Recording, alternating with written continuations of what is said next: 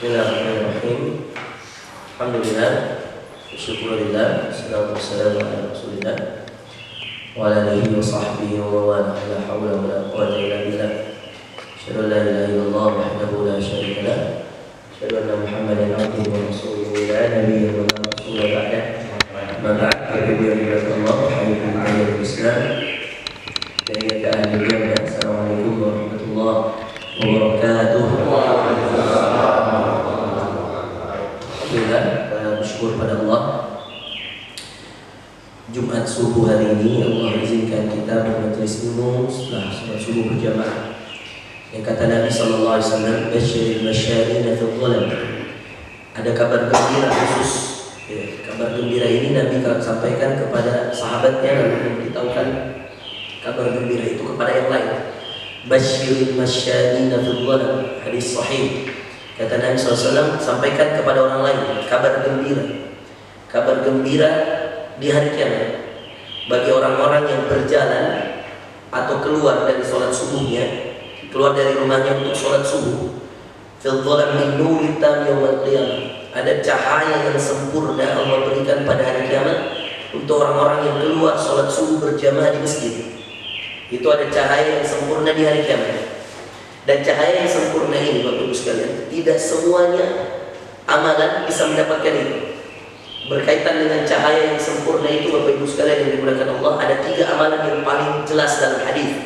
1, keluar sholat subuh berjamaah di masjid. Jadi kalau sholat subuhnya di rumah nggak dapat. Mungkin dia dapat pahala sholat subuh saja. Kalau dia di rumah, dia nggak dapat pahala sholat subuh berjamaah. Dia tidak dapat pahala berjalan ke masjidnya.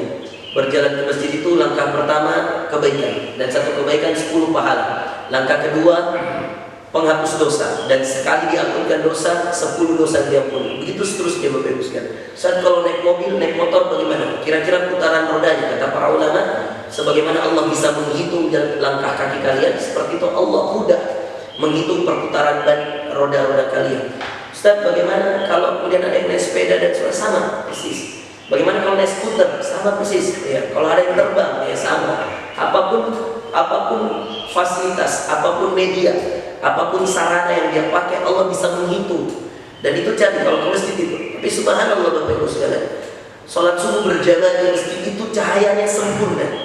Dan cahaya yang akan diberikan Allah pada hari kiamat itu yang sempurna 3. Dalam hadis yang sahih. 1, cahaya yang sempurna yang Allah lewatkan perantara sholat subuh di masjid berjamaah. Hadisnya tadi. Yang kedua, cahaya yang sempurna yang didapat di hari kiamat. Apa maksud cahaya sempurna, Ustaz? Pertolongan Allah yang sempurna. Karena Allah itu cahaya, pertolongannya cahaya, malaikatnya terbuat dari cahaya. Allahu nurus samawati wal ardh. Maka ada surah dalam Al-Qur'an namanya Nur. An-Nur cahaya. Allahu nurus samawati wal ardh. Allah itu memberi cahaya di semua langit dan di semua bumi. Cahaya bagi orang-orang yang baik, cahaya beramal soleh. Dan orang-orang yang mendapatkan cahaya itu cahaya di hari kiamat, pertolongan Allah, syafaat dari Allah. Dan ini jelas hadisnya. Ada 3 amalan Bapak Ibu sekalian yang akan membuat Allah memberikan cahaya yang sempurna. 1, sholat subuh berjamaah di masjid. Ustaz, kalau perempuan bagaimana Ustaz? Sama Bapak Ibu sekalian, perempuan kalau kemudian dia ke masjid sholat subuh dapat juga cahaya yang sempurna. Kalau dia kemudian tidak ke masjid, tapi dia sholat subuhnya tepat waktu di rumahnya, tidak menunda-nunda, apalagi kalau dia bisa berjamaah dengan anak perempuannya, maka perempuan yang demikian juga mendapatkan pahala sholat subuh, yaitu cahaya yang sempurna walaupun di rumahnya. Karena dalam hadis yang lain Nabi SAW mengatakan, afdhalu sholatin nisa fi qa'ri buyutihin. Sebaik-baik sholatnya perempuan itu di dalam rumahnya. Makin dalam, makin besar pahalanya. Kata Nabi SAW, kalau dia sholat di ruang tamu, lebih kecil pahalanya kalau dia sholat di ruang tengah. Kalau dia sholat di ruang tengah, lebih kecil pahalanya daripada sholat di kamarnya. Makin tersembunyi tempatnya, makin besar pahalanya. Makanya afdalu sufufin nisa, sebaik-baik sofnya perempuan paling belakang. Wa afdalu sufufir rijal aqdamuha, sebaik-baik sofnya laki-laki paling depan. Ini yang kemudian perlu diketahui dalam hadis Nabi sallallahu alaihi wasallam. Jadi perempuan bisa nggak Ustaz dapat cahaya yang sempurna? Bisa. 2 pilihannya kalau perempuan. Dia mau sholat ke masjid, ya, dengan suaminya, Berjalan dari rumahnya, kalau itu jaraknya dekat tidak mengapa. Sebagian ulama memakruhkan kalau jaraknya jauh, perempuan keluar ke masjid, masjidnya jauh, naik motor, naik mobil. Sebagian ulama memakruhkan, mengafdolkan, mengutamakan wanita sholat di rumahnya, dan insya Allah dapat pahala itu. Karena bersandar pada hadis Nabi, sebaik-baik sholat perempuan di rumah. Amalan yang kedua, Bapak Ibu sekalian, yang juga membuat kita mendapatkan cahaya yang sempurna di hari kiamat, adalah tilawatul Quran. Baca Quran. Dan ingat Pak, baca Quran itu beda-beda juga derajatnya. Kapan dikategorikan dia cahaya yang sempurna? Cahaya yang sempurnanya, Quran itu dengan 3 hal. Satu, dengan keikhlasan membacanya, tidak ada riya, tidak ada ujub. Baca dengan ikhlas, ini akan dapatkan cahaya yang sempurna. Kalau dibarengi dengan yang kedua, apa yang kedua Bapak Ibu sekalian? Ketika membaca Al-Quran, membacanya dengan bacaan yang baik dan benar. Makanya Pak yang belum bisa mengaji, penting Pak belajar untuk mengaji. Ada dulu jamaah di Sudan bertanya sama seorang syekh, pengusaha Pak kaya raya. Ketika kita sudah majelis kan biasa syekh buka tanya jawab. Kemudian pengusaha ini di Sudan bilang begini, Syekh, saya tidak punya waktu baca Quran, tetapi saya mengganti pahala baca Quran saya dengan saya membelikan Al-Quran yang banyak, lalu saya bagikan di pesantren-pesantren tahfiz Quran. Dan yang kedua, saya bangunkan rumah tahfiz untuk anak-anak yang tidak mampu, lalu kemudian dia baca Quran. Apakah itu pahala saya lewat Al-Quran yang saya bagi ataupun rumah tahfiz yang saya bangun, itu sudah cukup untuk menutupi saya yang tidak bisa punya waktu baca Quran, dan saya yang tidak bisa membaca Quran dengan baik dan benar? Coba lihat apa jawaban Syekh. Masya Allah. Saya tidak menyalahkan, saya tidak membenarkan juga 100%. Tapi apa jawaban Syekh? Saya mengatakan seperti ini. Beliau mengatakan, tidak akan sama pahala. Satu, pahala dulu. Yang kedua, rasa.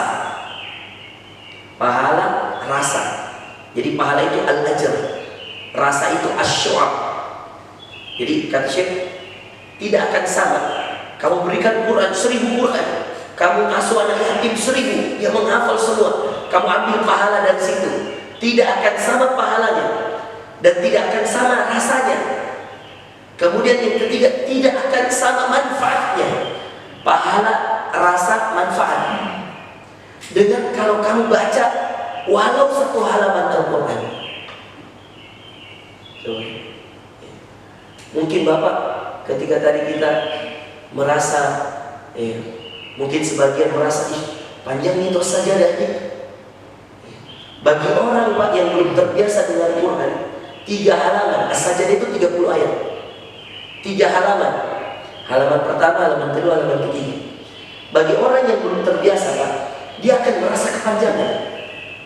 Bagi orang yang kayak saya, mungkin yang sudah terbiasa baca, saya mau tambah lagi Al-Insan rakaat kedua, tapi ku pikir-pikir orang tua di belakangku.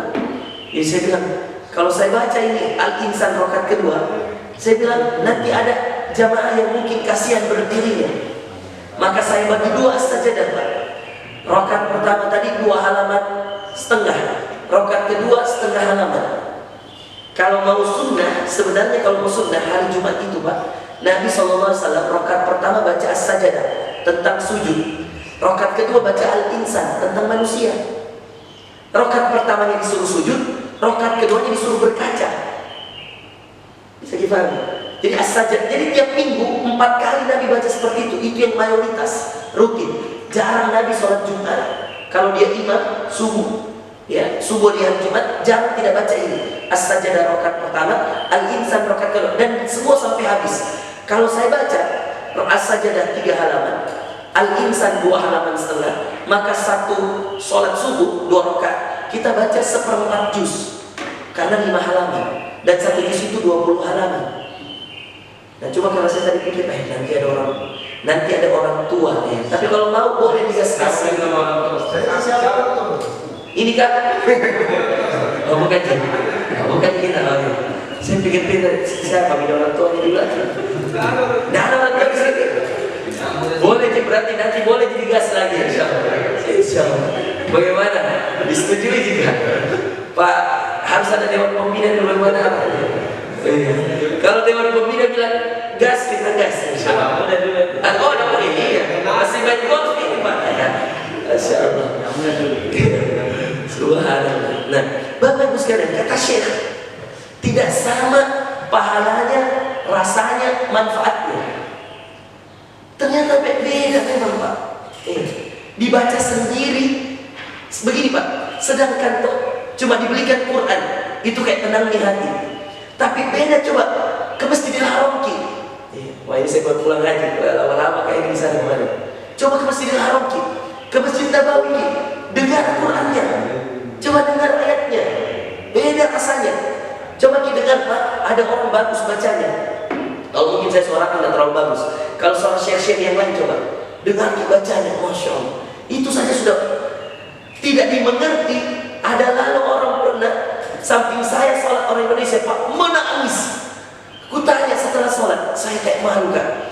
Saya bilang saya ini S3 Kak di Sudan, subhanallah, mengerti Kak bahasa Arab, tapi bisa di sebelah ini menangis. Saya tanya lah Pak, izin boleh tanya dari mana Pak? Dari Jawa Ustaz. Saya lupa dari mana dia nyebut waktu dia. Pak nangis Pak. Nggih Ustaz, nggih. Terus saya tanya, kok nangis Pak? Kenapa Pak? Itu ayatnya ngerti tak? Ngerti nggak Pak? Saya bilang, ngerti tak? Dia bilang, enggak Ustaz, gak ngerti aku. Lah kok nangis? Saya bilang gitu, kok bisa nangis Pak? Dia bilang, aku gak ngerti Ustaz. Makanya ayat Quran itu mukjizat betul Pak. Apalagi coba ya, mungkin pernah dirasa ada masalah tak? Ada ujian tak?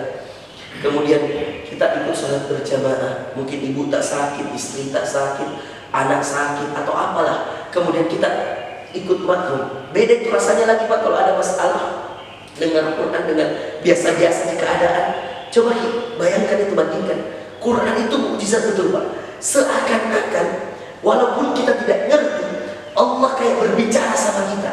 Allah kayak menegur kita. Allah kayak menyemangati kita. Saya Pak, subhanallah, hari pertama saya haji, saya sholat di Masjidil Haram di Mekah. Hari pertama saya di Hilton, ya, Mekah Tower. Saya di situ sebelum pindah ke Mina, ya. Saya di situ dulu Pak, 3 hari 2 malam.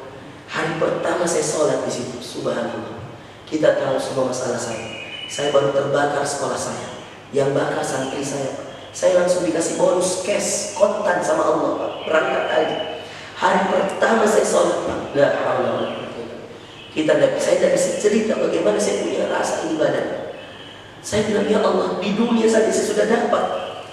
Di dunia saya tidak pernah minta haji tahun ini Pak, dan saya bisa berangkat haji dengan istri saya tahun ini. Bayangkan, hari Senin saya diminta, hari Sabtu saya diminta, Sabtu depannya saya sudah berangkat, Rabu saya ke Jakarta biometrik, Jumat keluar visa, Sabtu berangkat Pak. Itulah ibu-ibu pengajian Andalas yang paling tahu. Tanya ke istri-istri tak semua bagaimana cerita, karena saya sudah janji hari bulan depan kajian, maka saya kajian itu Pak, hari berangkatnya saya berangkat itu pakai patuan karena sudah macet dan ada jadwal sama ibu-ibu. Kalau saya cancel pasti marah ibu-ibu. Iya. Jadi saya datang itu habis asar, pesawatku jam 7. Saya isi dulu habis asar jam 4 sampai datang patuan. Patuan datang jam 5 lewat. Saya naik patuan langsung ke bandara Pak. Tanya ke ibu Andalas itu. Dan ketika saya cerita sama mereka, semua ada yang menangis, ada yang kaget. Saya bilang, Bu, saya berangkat haji. Kapan Ustaz? Sekarang. Ini patuan manual. Jadi mohon maaf, tidak bisa lama kajian. Ini karena saya sudah terlanjur janji. Tahun bulan lalu kan saya janji waktu kita di sini Bapak-Bapak. Saya terlanjur janji bulan depan. Jadi saya terlanjur sekarang. Dan ini kajian terakhir. Semua kajianku selama 20 hari ke depan, 25 hari saya cancel Bu. Saya tunda sampai nanti saya pulang haji. Karena saya merasa Pak, saya dipanggil ini Allah. Dan mungkin ya kalau saya bahasa diri saya, Allah bilang sudah selesai semua masalah, sini kasih tenang-tenang dirimu di sini. Subhanallah. Sama-sama kilo barang Ustaz. Sama kilo barang. Tanggal 28 kok. Cocok, saya sama puasa Arafah tanggal 27 tuh. Cocok nih. Mantap gitu. Memang Anda sama di lebaran, cocok kalau kita lebaran. Subhanallah. Bapak Ibu yang dimuliakan Allah. Ya, jadi Quran itu Pak beda. Jadi belajar Pak supaya dapat cahaya sempurna hari kiamat. Tidak ada kata terlambat. Panggil ki ustaz di rumah kalau malu-malu kita pergi masjid belajar ngaji. Panggil ki di kantor tak ada masalah. Saya ceramah di menara-menara besar Muamalah Tower di Jakarta, di Kuningan, di apalagi istilahnya itu di Manhattan Tower.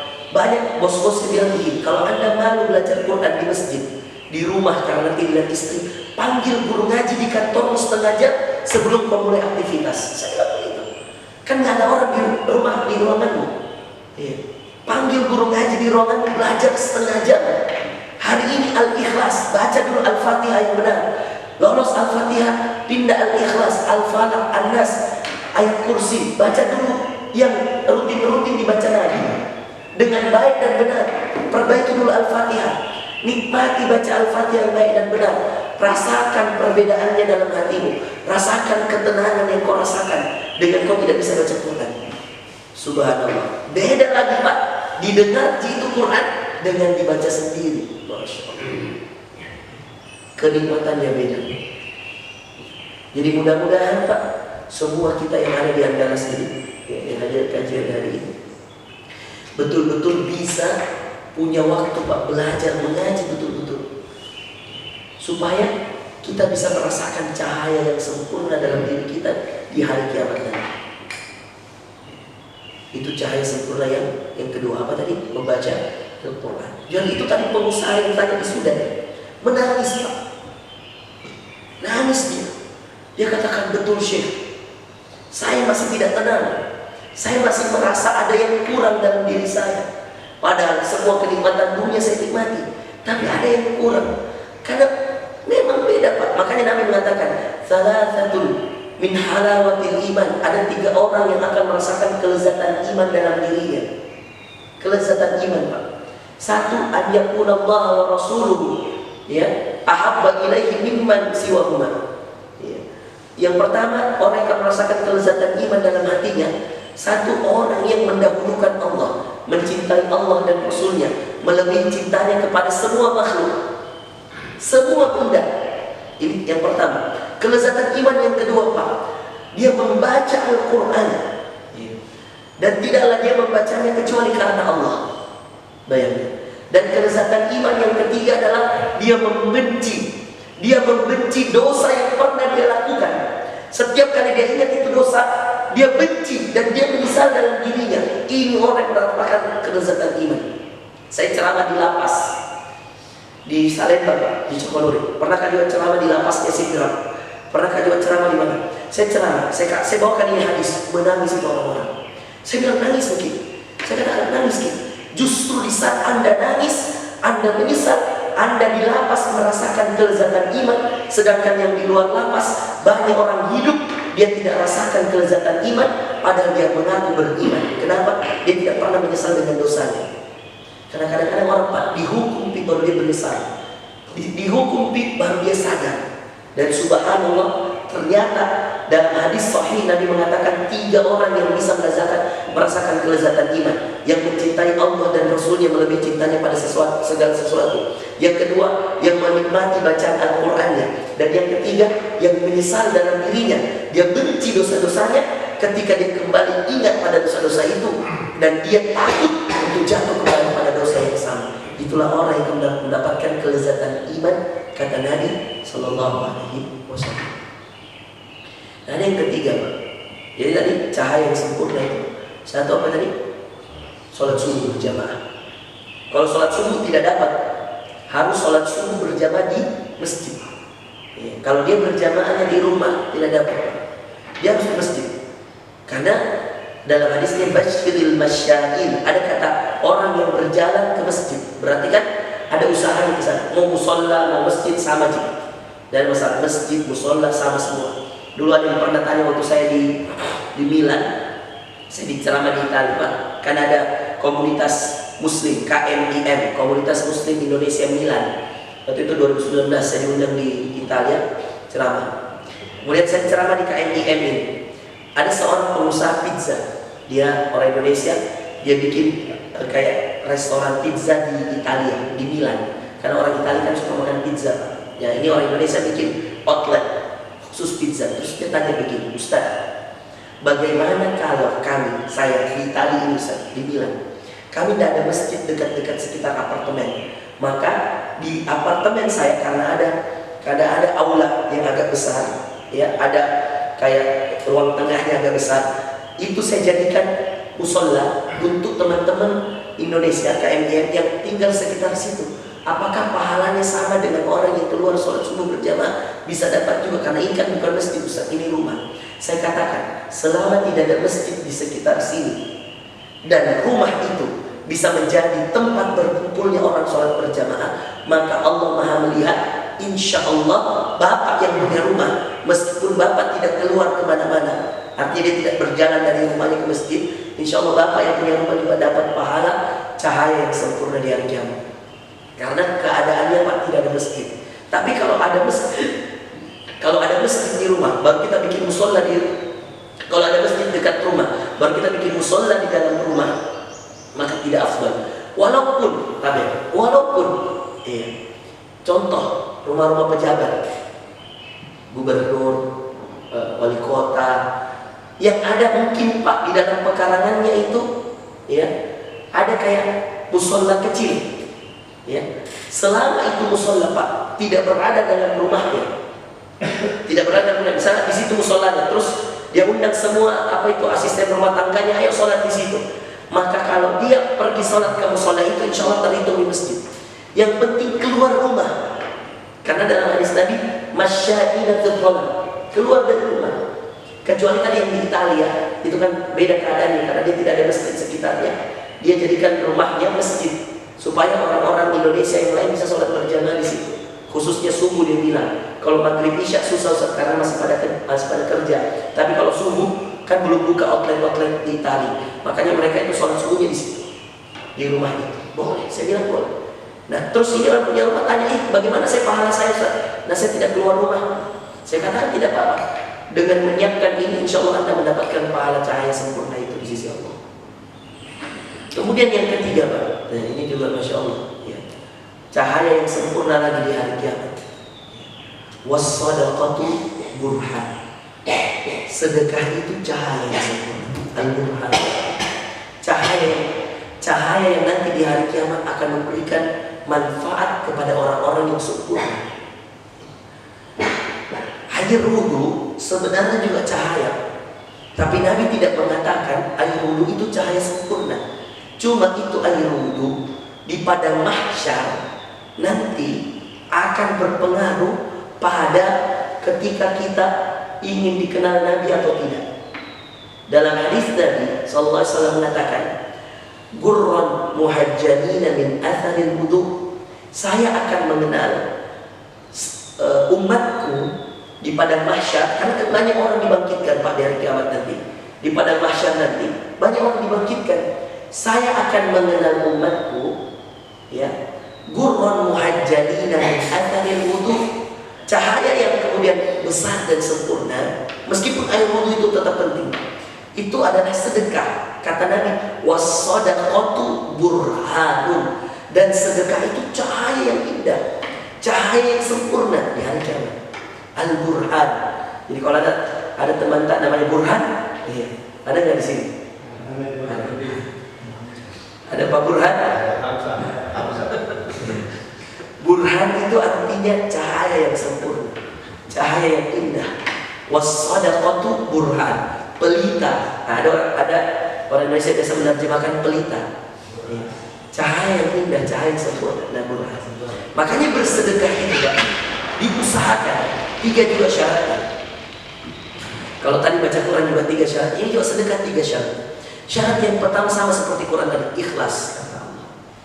Syarat yang kedua Pak, untuk orang yang bersedekah, ini subhanallah dianjurkan kepada mereka yang mau dapatkan rutinnya, yang mau dapatkan burhannya, pelitanya, itu merutinkan sedekah. Jadi ternyata begini Pak, sedekah itu rumusnya bukan sekali banyak baru nanti pi lagi. Ternyata sedekah yang menjadi pelita itu tiap hari sedekah. Itulah baru kemudian sedekahnya menjadi burhan. Sedekah itu pelita. Karena ada orang yang mengatakan begini, kalau ada orang yang cuma sekali seumur hidupnya bersedekah, apakah itu sudah jadi burhan? Belum tentu. Ya. Tapi kata para ulama, sedekah yang jadi levelnya burhan, sedekah yang nanti jadi pelita di hari kiamat, jadi cahaya, adalah sedekah yang dirutinkan tiap hari. Jadi syarat sedekah 3 juga. Sedekah yang pertama kalau mau jadi burhan, ikhlas. Cara yang kedua, sedekah yang kalau mau jadi burhan atau mau jadi pelita cahaya yang sempurna, sedekah yang kedua rutin. Sedekah ikhlas rutin. Ada yang ketiga ini, Pak. Nah, ini juga Masya Allah, sedekah ini penting sekali. Sedekah, Pak, kalau mau jadi pelita, mau jadi cahaya, Pak, harus tepat sasaran. Apa Ustaz maksud dari tepat sasaran, Ustaz? Boleh nggak saya kasih di jalan? Boleh.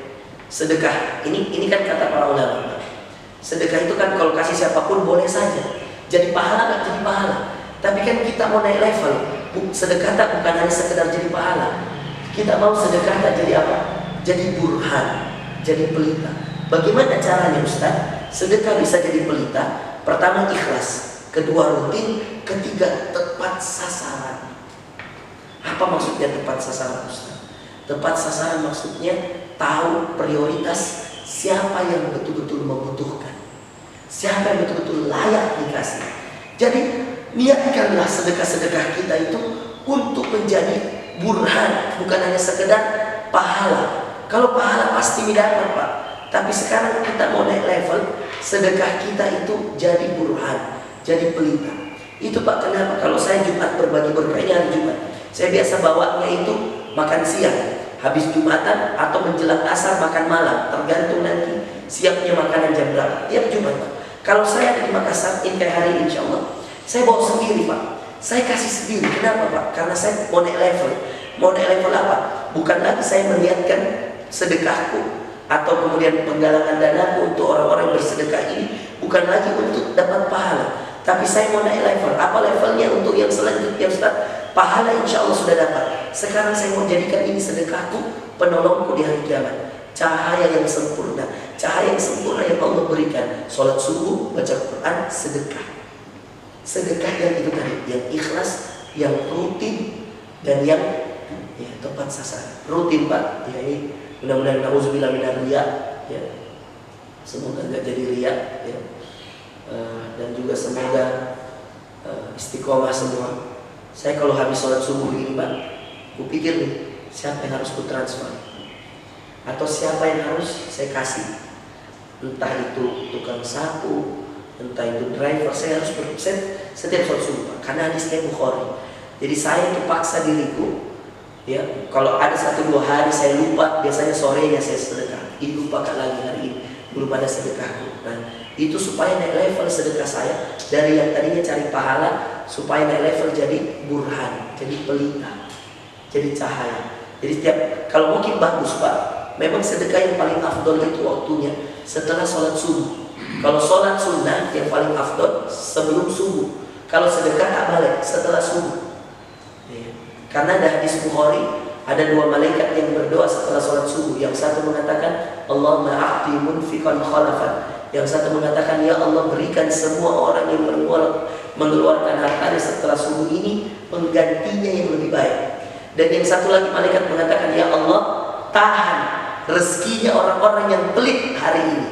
Dan itu didoakan setelah subuh. Hadisnya Bukhari, hadis sahih.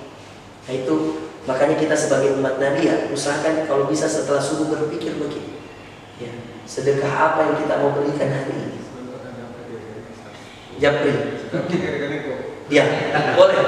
Tapi kalau kita kasih tidak tepat sasaran, betul tidak? Kalau Pak Ismail kasih tidak tepat sasaran, saya japri ke rekeningku, cuma berbagi berkah. Rekening Markas Hijrah. Toh, gua lagi. Siapa tahu kita sedekah habis semua. Sekarang pergi Pak Ismail. Nanti Pak Ismail share di grup yang mau penjual putu. Apa? Penjual putu dia. Oh, penjual putu.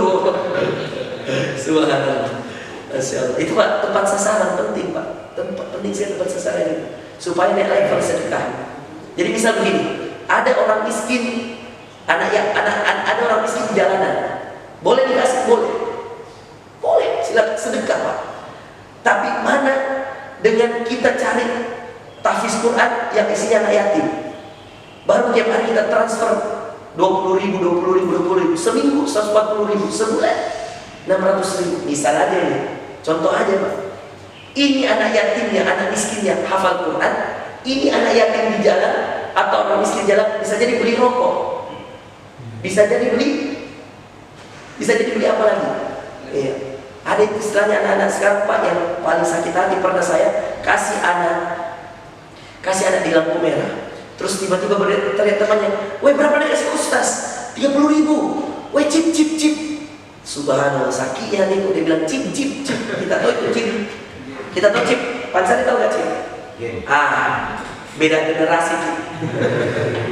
Cip itu Pansari, gamenya anak sekarang. Yang kalau dia mau pindah ke level selanjutnya, dia beli. Satu kali chip itu bisa 15.000, 30.000, ada yang 10.000, ada yang 100.000. Free Fire, kemudian Dominos. Kita tahu ada main Dominos nih anak-anak. Kita kira cuma bapak-bapak main domino, anak-anak main domino, tapi pakai HP. Itu pakai chip, ada istilah chip. Itu yang bertanya ke anak-anak yang generasi sekarang itu. Ya. Betul chip? Game apa yang ada? Domino toh ada chipnya. Tanya. Pernah kau beli chip? Enggak. Oh, ya, Enggak judi. Karena judi. Tapi ada yang mampu beli chip. Ada. Tak berapa biasa harganya? Tergantung. 40.000 ada. Ada 40.000 ada. Dia penjual. Oh, siapa tahu komandarnya ada. Jadi saya kasih uang, ada yang bilang cip, berapa nak kasih ke Ustaz? Dia bilang beda dalam hati dia, astagfirullah, mati ini. Tapi jadi pahala insya Allah. Niatnya kan sudah sampai. Tapi kan kayak di hati tuh, dia jadi cip dek. Ku tahu nak kirim ke anak yatim kemana? Gitu. Nah, biasa saya kalau cuma berbagi berkah saya sasar tahfiz Quran yang anak-anak yatim. Karena kalau saya bagi di ojek-ojek online cocok juga, bagus. Pernah juga saya bagi ojek-ojek itu bagus juga. Tapi subhanallah kayak kurasa, ini ojek ada di penghasilannya. Anak yatim belum tahu mau makan apa di situ. Iya, apalagi kalau dia baca Quran, sudah makan, pakai baca Quran. Kalau ojek belum tentu sholat, bisa tonji jadi rana dakwah, jadi seling-seling. Jumat ini anak yatim, Jumat depan ojek-ojek, pangkalan-pangkalan ojek, Jumat depannya lagi apa, begitu. Tapi yang tiap hari Pak, kita harus ada. Yang pribadi-pribadi, yang Jumat itu kan saya kumpulkan orang-orang, saya ikut, saya bawa, ya buat kita. Tapi untuk pribadi juga tiap hari ada. Jadi ada sedekah rutin tak harian, sedekah rutin tak bulanan, sedekah kalau tahunan zakat, hitungnya zakat tahunan, hitung Pak zakat 2,5% dari penghasilan, tak hitung baik-baik. Apalagi yang sudah punya 83 gram minimal, kalau Imam Syafi'i itu dan jumhur ulama minimal 83 gram emas atau setara kalau sekarang 83 juta uang mengendap, harta yang mengendap itu zakat dihitung. Dan cuma 2,5%. Jadi kalau uang tak 100 juta di rekening, 2 juta jadi 500 dikasih keluar zakatnya, sedikit sekali. Masya Allah. Baik, saya kira itu Pak ya, 3 cahaya yang bisa insya Allah syuruk kan? Belum bisa, satu sendiri. Wah, kalau mau kata itu lama mas? sekarang sedekah Ustaz, jadi ada kan sedekah? Apa Pak? Kalau minta chip Ustaz. Minta chip? Iya. Dia bilang apa? Adakah sedekah? Itu ditulis di grade-nya. Memang kata sedekah tanya, betul tidak? Itu yang ditulis. Jadi sedekah itu tertulis di game Dominos. Chip sedekah. Coba gini, siapa yang buat itu game? Nah, itu nih bahasanya anak sekarang. Adakah sedekah? Saya tahu karena saya bergaul dengan anak muda. Dia bilang begitu. Adakah sedekah? Artinya dia minta chip. Uang chip untuk beli. Nah, itu dia seorang tua. Tidak mengerti kalau dia bilang, "Mak, beli dulu ya, mau beli chip." Tidak mengerti, orang tua nggak mengerti itu apa. Dan itu ternyata untuk beli sesuatu yang bisa membuka game-nya Pak. Nauzubillah. Ustaz, Iya. bagaimana itu kalau misalnya kita sedekah ke janda-janda itu. Tapi Janda maksudnya janda siapa ini? Hah? janda Dikenal di mana nih kan? Di mana dikenal? ya macam-macam lah. Jadi Janda miskin. iya sih. Tapi masih hati supaya dia senang sama kita bagaimana itu. Nggak ikhlas gitu kalau dia mau niatnya supaya dia suka sama kita, nggak ikhlas. Oh, iya. Karena ikhlas itu dia tidak mengharap apa-apa dari manusia. Kayak caleg Ustaz. Caleg itu nggak bisa. Kalau caleg bersedekah untuk itu tidak bagus. Kapan dia bersedekah? Makanya kalau mau caleg dan dia mau sedekah dan sedekahnya betul-betul jadi sesuatu yang menjadi next level, yaitu cahaya di hari kiamat penolong. Dia lewat orang ketiga atau orang kedua, misal ajudannya, pikul transfer ini ke atau peribau ini beras ke itu, dan tidak usah bilang siapa-siapa. Kalau dia bilang saya bergeser, tapi kalau dia cuma mau jadi pahala sedekahnya dan juga sekaligus sosialisasi, silakan saja. Tapi pintar menata hatinya, betul-betul ikhlas karena Allah dan betul-betul perbaiki niatnya. Tapi itu susah, Pak. Susah, pasti susah. Ya, jadi kalau caleg percaya dengan pertolongan Allah, sembunyikan sedekahmu. Sembunyikan sedekahmu, bedakan sedekah dan sosialisasi. Sudahlah, kalau memang biaya logistik, apa istilahnya biaya logistikmu itu untuk pencalonan, jangan kau niatkan sedekah, niatkan saja untuk berbagi untuk biaya logistik. Niatkan sedekah, ikhlaskan. Jadi bedakan saja, anggap saja ini biaya logistik sebagai biaya perjuangan. Seperti para sahabat yang memodali Nabi untuk berperang.